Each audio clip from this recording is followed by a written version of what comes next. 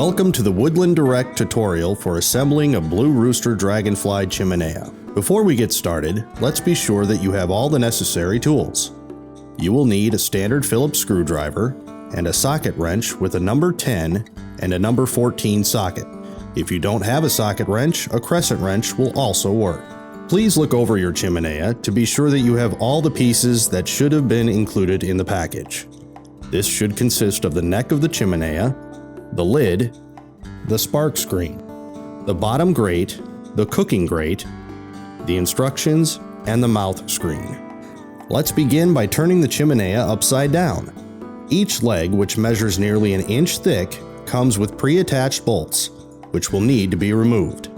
Keep the lock washer on the top of the washer, with both washers still threaded on the bolt.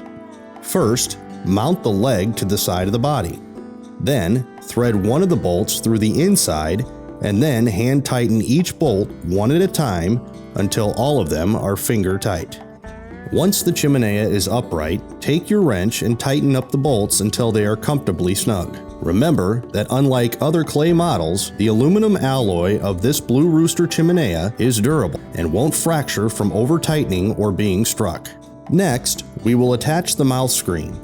Again, thread each bolt through the appropriate opening, hand tightening the bolts until both are in place.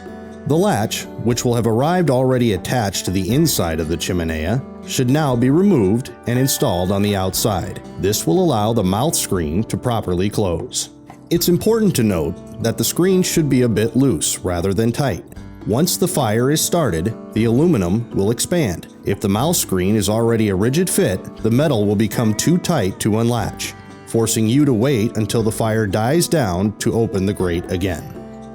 Next, put in the cooking grate and attach the neck using the 3 provided screws. If you intend to cook, you may not want to tighten the screws all the way so that the neck can be removed more easily.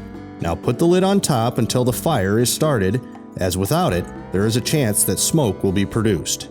The spark guard, which prevents large pieces of ash or paper from flying out the top of the chiminea, should be placed just under the lid.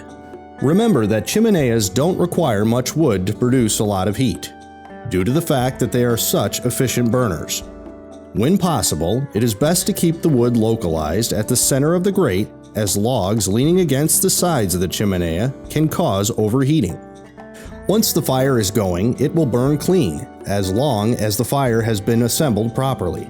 It is recommended that you use your chiminea as soon as it arrives, which will bond the paint to the metal and preserve a sustainable vibrance. Finally, sit back, stoke the fire, and enjoy. With proper care, your chiminea will be around to heat, cook, and brighten your outdoors for many years to come.